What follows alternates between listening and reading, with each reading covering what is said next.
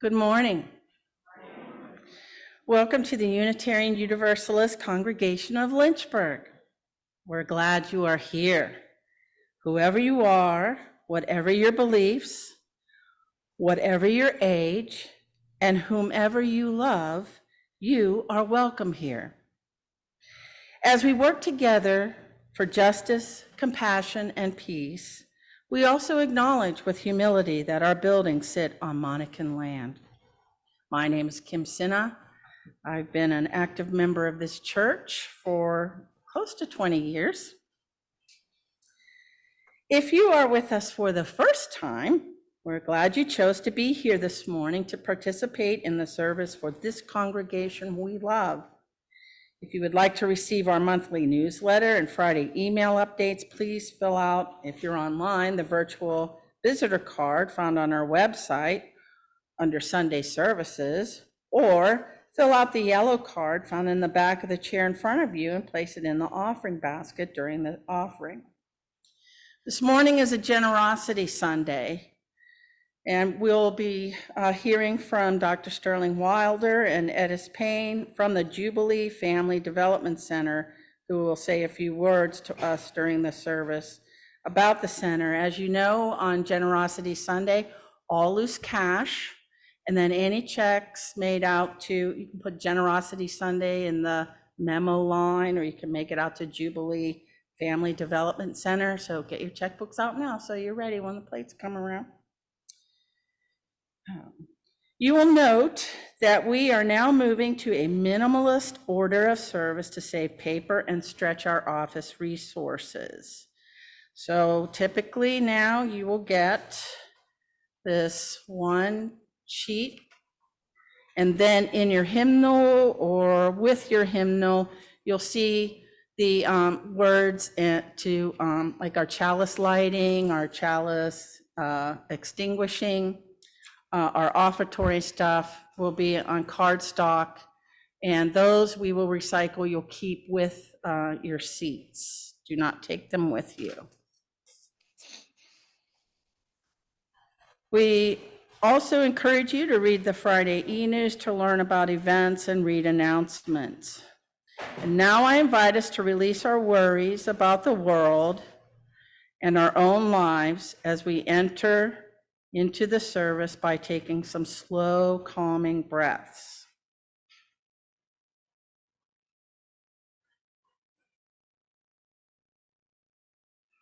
And now let's take a moment to wave our greetings to our friends on Zoom, and our Zoom folks to wave good morning to those of us in the sanctuary. Morning, everyone.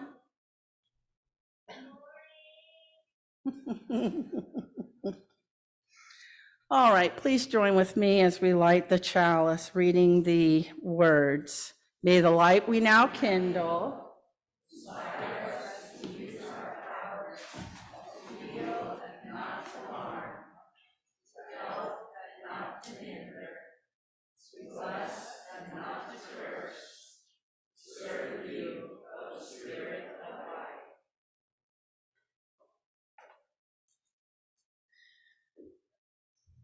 Gary warned me about that carpet, but obviously I didn't listen. Now let us sing together and stand in body or spirit as you are able. Hymn number 347, Gather the Spirit.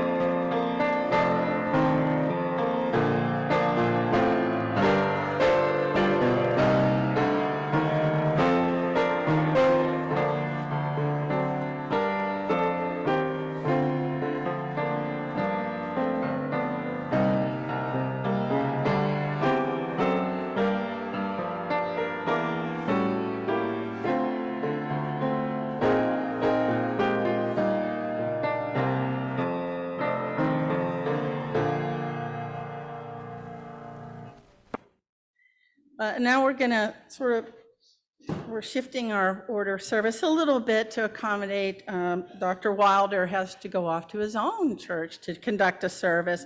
So if Dr. Wilder and Edis Payne could come forward to tell us a little bit about Jubilee Center.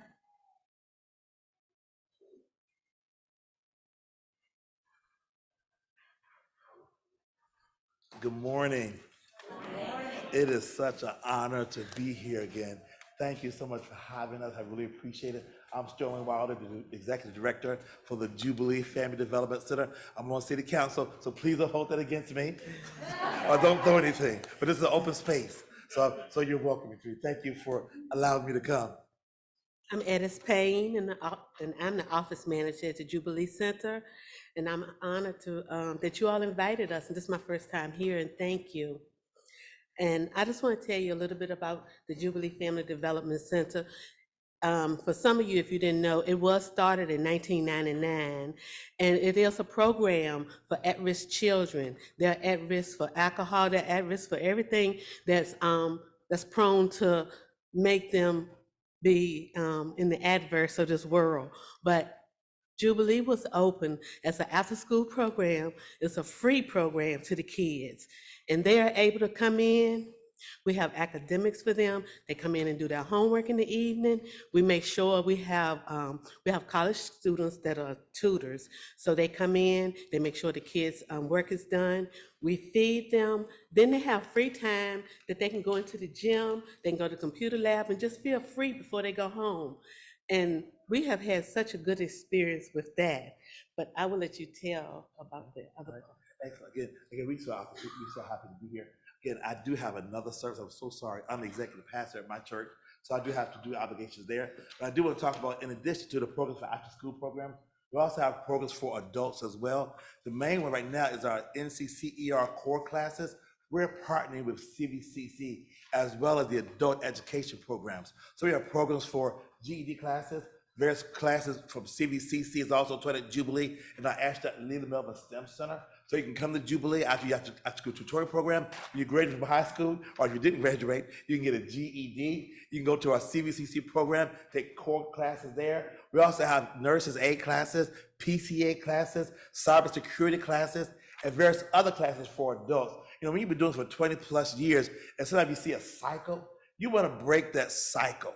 And the main thing we're going to do to break that cycle is give persons a better opportunity with education, give them into careers where they can make a better than a minimum, all you always say that minimum wage, learn a living wage. Yes, they can learn a living wage by getting some of these courses. Some of them are like 6-week classes where you can come and take a 6-week class and come and making $20 an hour versus that, whatever the minimum wage, like $11.35 or whatever it is. So we continue to try to change lives in our community, and your church and some of your members have been consistent supporters of Jubilee since we started Jubilee. Next year to be 25 years, and we're so excited for our partnership we have with you.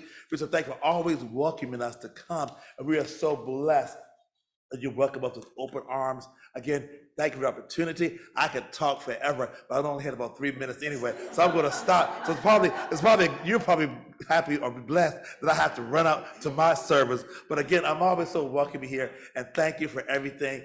Thank you for all your service. You know, we continue. On the other hand, please continue to pray for our community. I'm not telling persons, I really need counseling after the city council meeting. So continue to pray for me, because I have never seen such a toxic environment. So please continue to pray for us, continue to pray for them, pray for our community. We need more unity now more than ever. God bless you, and thank you for having us today. Thank you.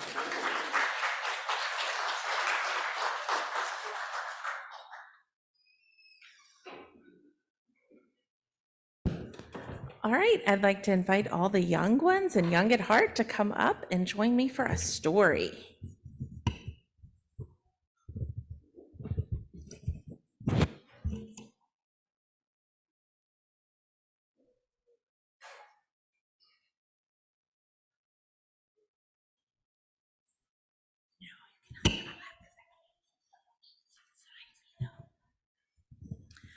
Hi, good morning. So this month, we've been working on the theme of generosity. And today in our classes, we're going to be learning about gratitude and giving thanks. So we have a great book about that. This is called The Secret of Saying Thanks. The world is full of secrets, gentle, shy things that some people know and some don't. The best secrets are the ones that make us happy. And the best thing about any secret is sharing it with someone else who wants to know. Perhaps you'd like to know a secret, one of the happiest ones of all. You will surely find it for yourself one day. You'll discover it all on your own, maybe when you least expect it. You might discover the secret at dawn, a morning like all other mornings. The sun climbs over the edge of the earth and begins to fill the world with light and warmth.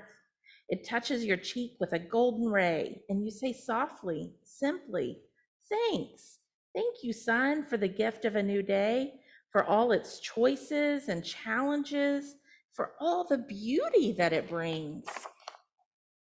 Or sometimes, perhaps you'll notice a flower as if for the very first time and thank it and all of its bright brothers and sisters for the grace of their blossoms and the sweetness of their breath, for coloring your path and reminding you how easy it can be to smile.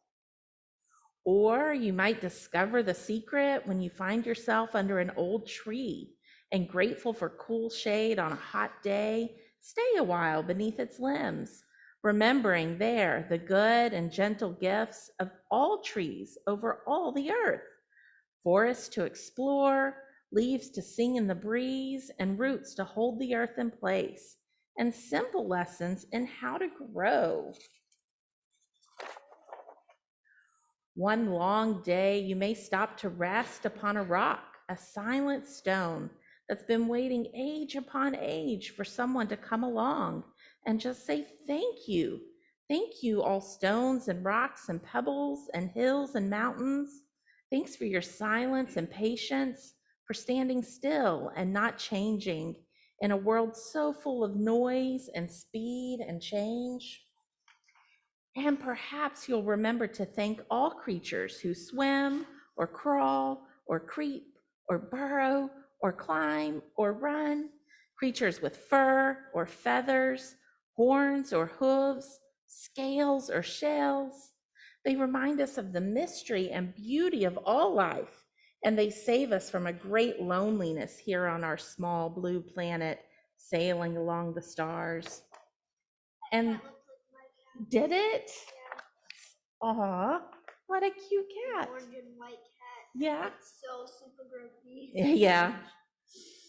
And those stars themselves, tiny twinkling beams from far, far away, farther than you can even dream, that give just enough light for dreaming or wishing upon.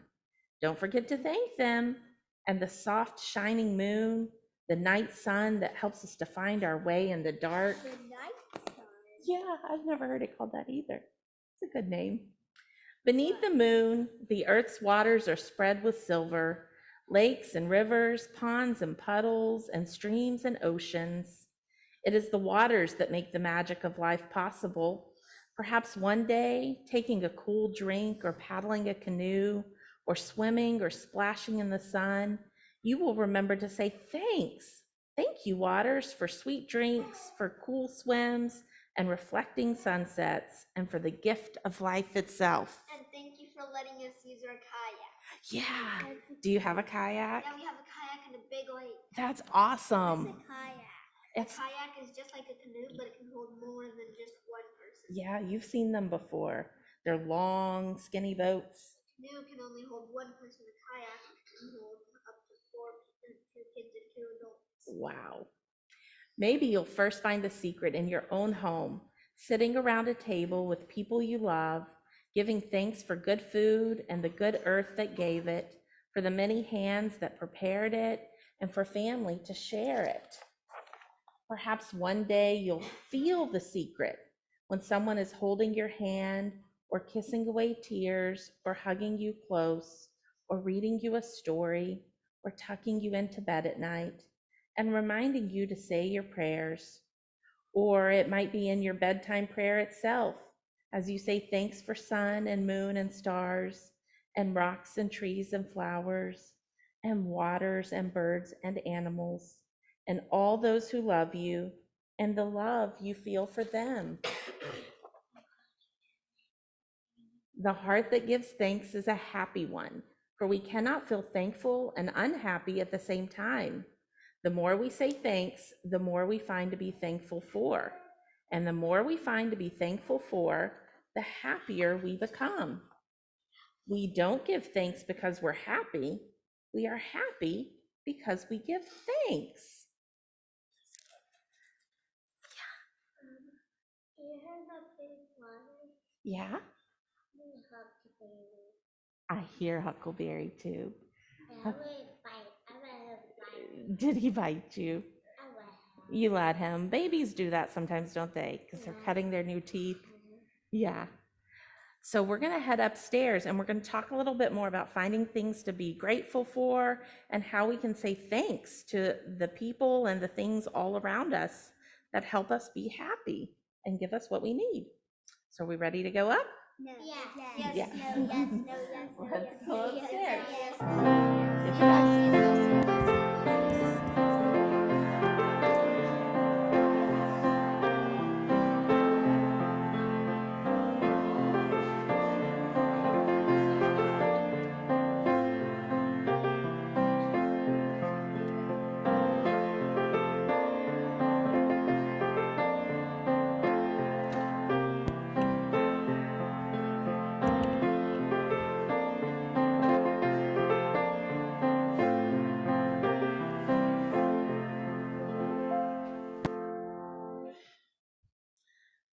Our reading this morning is Choose to Bless the World by Reverend Rebecca Ann Parker. You must answer this question. What will you do with your gifts? Choose to bless the world. The choice to bless the world is more than an act of will. It is an act of recognition, a confession of surprise, a grateful acknowledgement that in the midst of a broken world, unspeakable beauty, grace, and mystery abide. Today, we take an offering of our gifts for the work of this congregation, monetary support of our members and friends, along with the generous gifts of time and talent, make the work of our congregation possible. If you have found this church to be of value in your life, I invite you to use the offering baskets here in the sanctuary, or if you're on Zoom, you may make a donation on the website through PayPal or send a check to the church office. We also take an offering of gifts generously offered and gratefully received. And if I may make a final pitch for Jubilee Center, I was aware of Jubilee Center, but it wasn't until I served on the school board that I came to appreciate just how much they do for the young people of our community. And the work they do is so, so, so important and so appreciated. So I encourage you to give so generously it hurts. Okay, please. All right.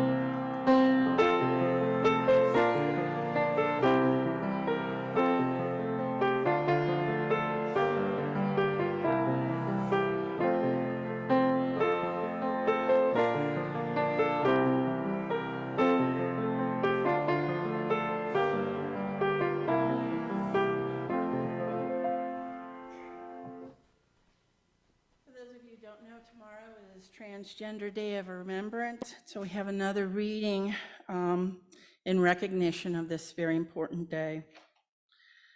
This is a prayer by Sunshine Jeremiah Wolf. On this Transgender Day of Remembrance, we remember those who have been murdered for being who they are, those who face violence on a daily basis, and those who have lost loved ones, and those who worry for loved ones. May we come to a time when we cease to shame children around gender roles and expression, where we allow for freedom and exploration of identity and expression, and to a world that operates from love, especially when things are difficult and confusing, and I'll just editorialize, and toxic. May all of us who live with the threat of violence find support, strength, community, hope, and safety from violence. And now we'll have a moment of silence, please.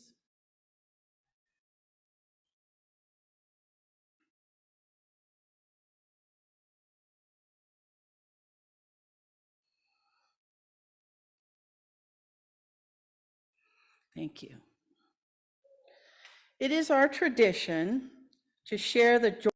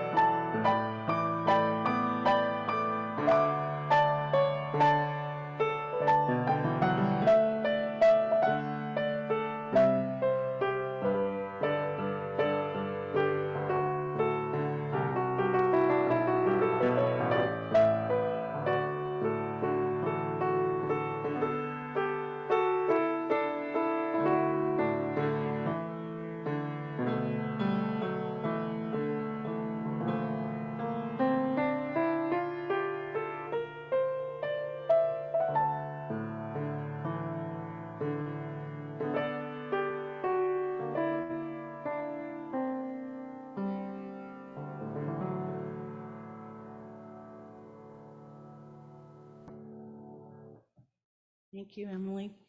So this morning, we have a great surprise for the congregation. Terry is involved in a pulpit swap. So she is at Church of the Covenant speaking this morning, and we have the joy of hosting Reverend Dan Harrison of Church of the Covenant to speak to us. So Dan, without further ado.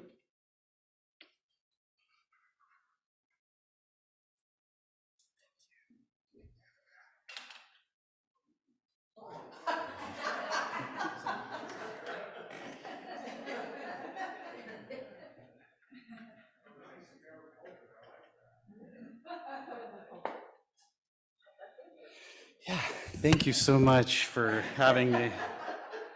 You're very, very kind. It's such a joy to be here. That's right, I'm from Church of the Covenant, your kindred congregation that you may not even know. Now, of course, I know some of you very well, and I was a good friend with Paul before, and have become great friends with Terry over her years here now. So it's just such a pleasure. We share a lot of congregants. You may not even realize that, but our people will cycle through both congregations at times, and that's a beautiful part of. We're not territorial. We're all in this one together. And as Kim was talking, and as I watched, like many of you, and Steph mentioned, like many of you from the sidelines, this past Tuesday at our city's school board, and as they attempted to paternalize their relationship to the GSA, the Gender and Sexuality Alliance, the students from the student group there at EC Glass High School, by telling them they could not have the $10,000 from the It Gets Better organization. Like a parent telling a child no. And why? In the end, just like Kim said, it was simply because the money comes from a queer trans organization. They masked it in other ways. They hedged around it with words like branding, and I don't agree with that organization. Their hatred for what the organization stood for, though, was clear. They could not even see how they were portraying their own vitriol, their own hatred towards this organization as a direct reflection of perhaps the hatred of the students themselves, who were a mirror, diverse mirror of the organization that they were rejecting the money from. It's like a parent who doesn't quite get their child's gender identity or their queerness, doesn't quite get their kid, thinks that they understand better than they do how they should be, how they should feel, how they should act.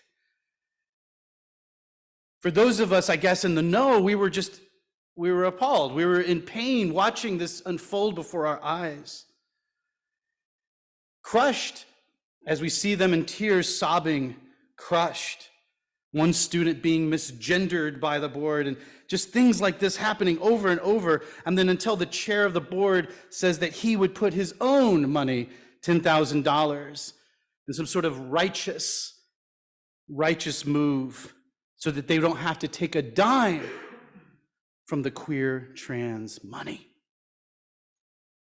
We'll get you that safe room. We'll take care of it out of our own pockets. It is heartbreaking. And you're right, Steph, that is confusing. But those of us in the know, we understood what it meant. It was a rejection of their queerness, of their transness, of their non-binariness. It was a rejection of the student, while at the same time saying, we care for you. People hate what they do not understand, and they fear what they themselves cannot control. Many of you know perhaps my own background as a former evangelical minister, raised and ordained Southern Baptist. My wife and I came up through the ministerial ranks of that particular Christian world. We did not know anything else at the time. And it wasn't until we, with our young family, arrived on the mission field, taking the gospel to the darkest and what we thought were the darkest and most farthest reaching places we could find. And we landed in the Middle East at the beginning. Well, it's been 20 years, but 20 years ago this year, that we began to finally understand a larger, wider, more caring, beautiful, loving view of God, a much more inclusive God. It was there in the Middle East, of all places, that we found God not in evangelical circles, but in Muslims, and the Hindus and Sikhs and Catholics and Orthodox Christians and groups you've never even come across before. I mean, they were there.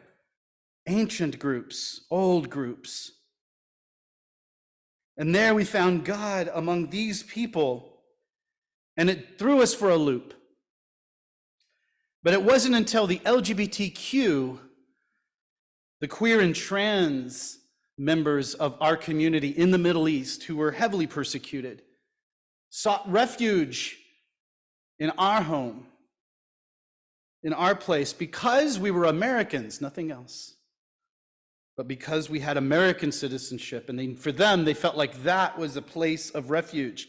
Little did they know that we, that is my wife and I, were born and raised within an orthodoxy that was fundamentalist and was more akin to Al-Qaeda than it was to what they thought we represented. But it was through patient, loving proximity and time together that we began to understand a very different, and read and learn and study a very different worldview that included God and Christ. So it was during those years that we began to change. We, ironically, were converted on the mission field. We were converted to understand a loving God and what that shape and being can be. That our view isn't the only view, and that there's a lot of wonderful views out there. In fact, it was your own minister here, Paul Boothby, that taught me so much about humanism and how to find intersectionality between humanist thought and spirituality. And of course, I've absolutely loved Terre because she, like me, is a mystic, and we spend a lot of time kind of hovering together. But I discovered upon return to the United States more about our own colonizing history and how it dates back to the beginning of our human history, spawned from generational hate for others, a desire for conquest. And it seems like a never-ending fear of anything we do not understand, or something that we feel that we need to control. And that includes people. It includes animals. It includes land and resources. It's a sickness that separates us from the divine. It separates us from ourselves, our true selves. It separates us from creation itself. And it was on full display Tuesday night at the school board meeting. The separation, the blindness, the control. But that new evolving perspective that shifted in my own life away from evangelicalism and really away from Christianity itself, though I am a pastor of a Christian church, ironically, Jesus wasn't a Christian. Of course, you all know that, and many other people outside of here refuse to see that. But Jesus was Jewish, yes, but he was not interested in converting people. In fact, when the Samaritan woman, a woman from another faith, another culture, another language,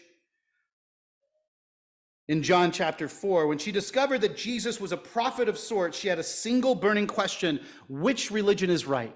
Which mountain should I be worshiping on?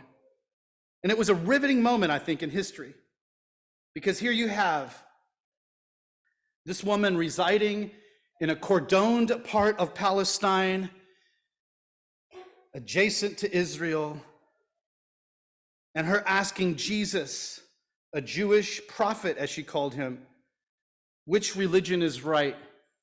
Jesus had an opportunity right here to bring the Samaritan woman into this Jewish fold. But what did he do? He had a perfect answer. He elevated neither one of the religions over the other. And he said God doesn't care about that. God only wants those who worship in spirit, that is soul, and truth, little t truth, honesty, authenticity. We have another story. When a pagan Roman centurion begs for Jesus to heal his servant, Jesus gets up immediately, it says, to go. No questions, no needing to convert him on the way. There was no question the value. He gets up immediately. And the man tells Jesus, you don't need to come. You just say the word, and I know for a fact that my servant will be healed. And Jesus turned to the people around them, and he said, there is no greater faith in all of Israel than the faith of this man. pagan man. Gasp. Shock. Jesus was not interested in converting people to a religion. No, I believe Jesus was opening our way of thinking and believing, our way of thinking, our way of believing, our way of seeing the world, moving away from institutional religion altogether. It's a shame that Christianity, I put that in quotes, because it formed itself into an institution and then an identity, right? But that institution, and we know this from history, went on to conquer, enslave, kill, and destroy so much of the Western and much of the Eastern parts of the world. And in many ways, it still does that today. Spiritual violence through religious supremacy and Christian nationalism. It is bent on destroying the earth itself, our mother. This hate for the feminine, attempted to control what it sees as an inferior, a subjugate. It spawned, for me, I guess, an antidote, a counterpoint. And I believe this is part of my own spiritual formation, eco-spirituality. And I know you're familiar with this terminology, but eco-spirituality, it recognizes, right, the intersectionality of one's ecological and spiritual paths. It honors the potency of like the interweaving of these two parts of ourselves, how we interact with deity, how we interact with the earth.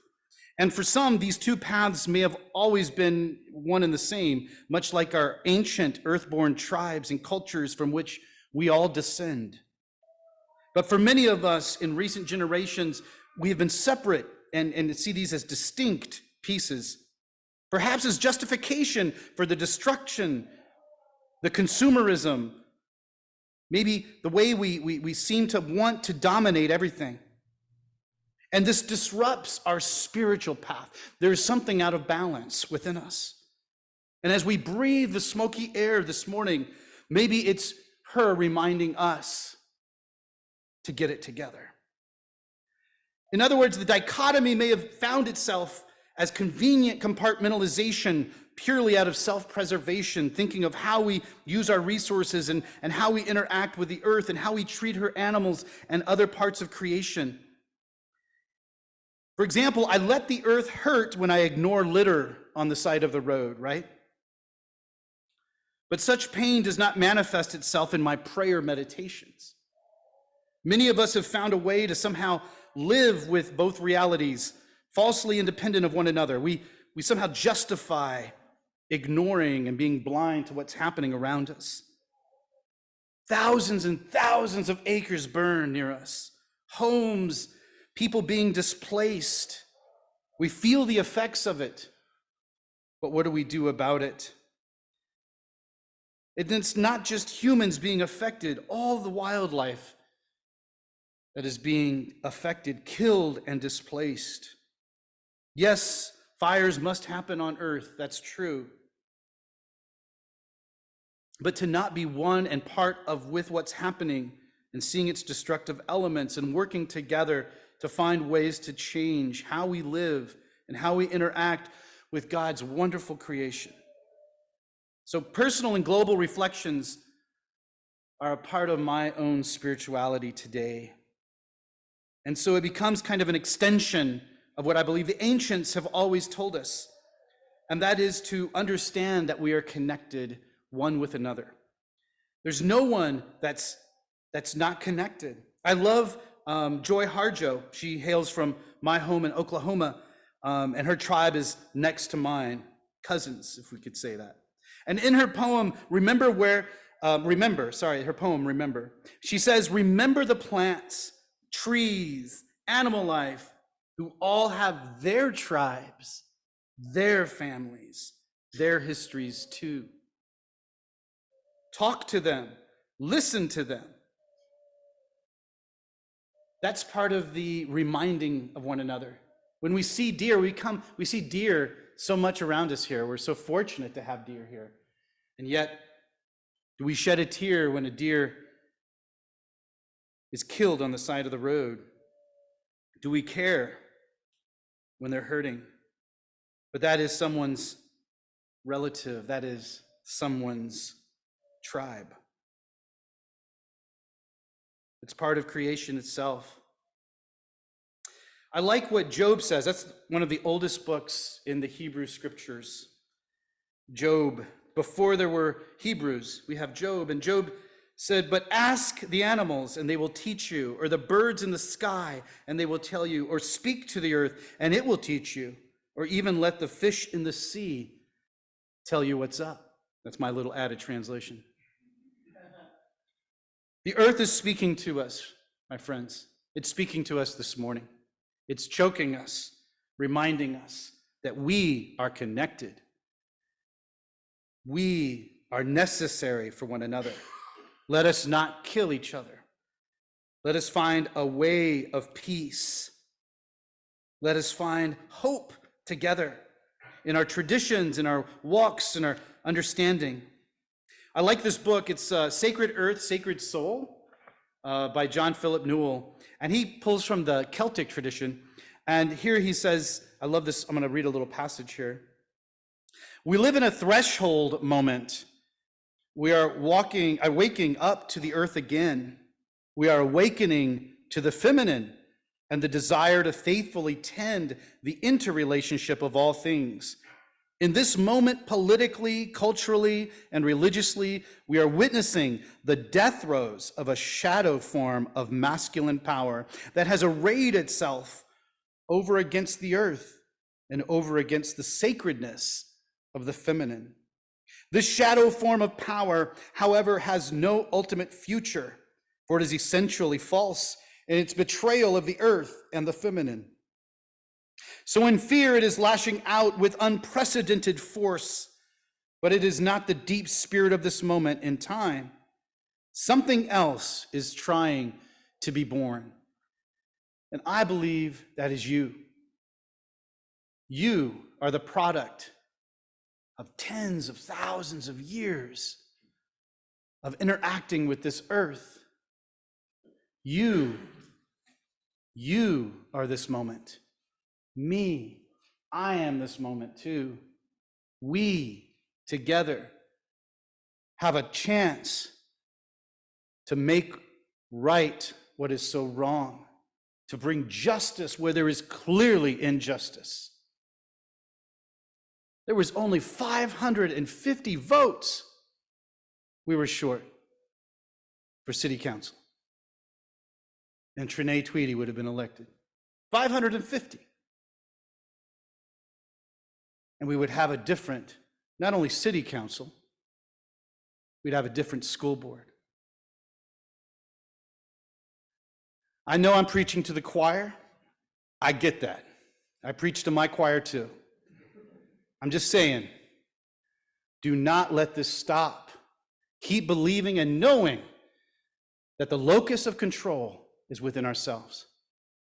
I just ask that we begin to reconnect and reflect and never, ever forget. So take this moment as the smoke is filling our lungs. Let us listen to the earth. Let us listen to Creator. Let us listen to creation. Amen. Thank you.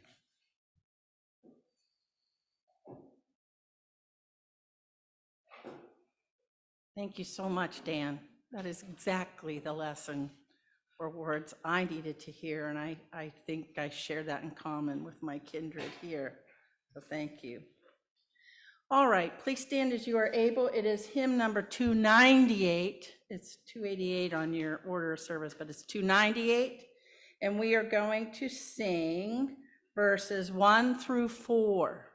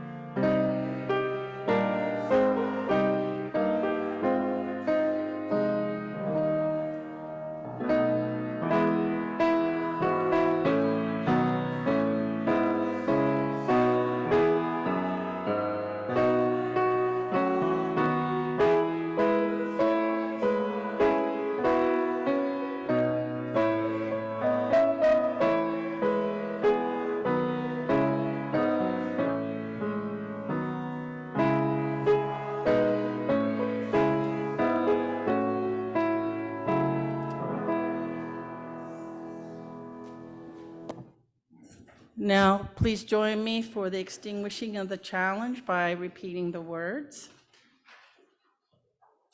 The extinguished chalice.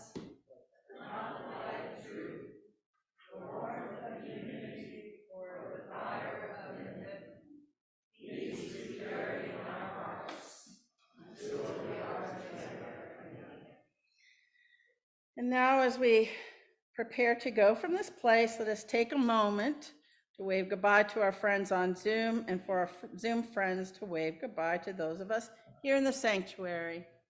Bye, y'all. Thanks for joining us. And our benediction is blessing by Donna Markova. May you let loving unfurl you, then give you away.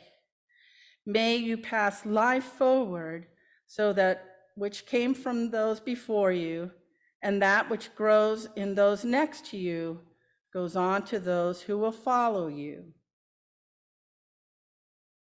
And our postlude today, what's it called? In the Mist? The prelude was hazy. Oh, hazy. Sorry. But the postlude is free bird. Ah, there we go.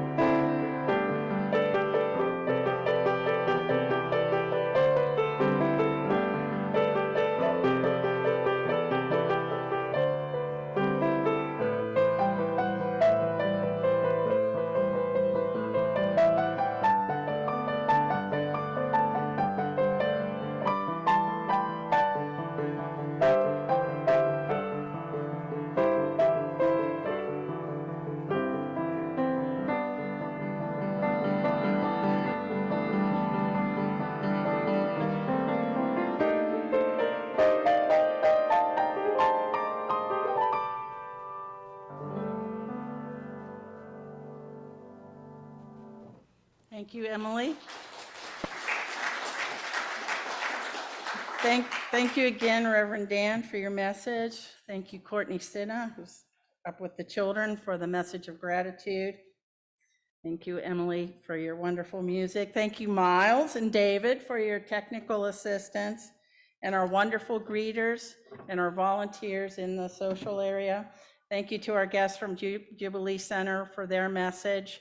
And please join me now for refreshments and coffee and conversation in the fellowship hall.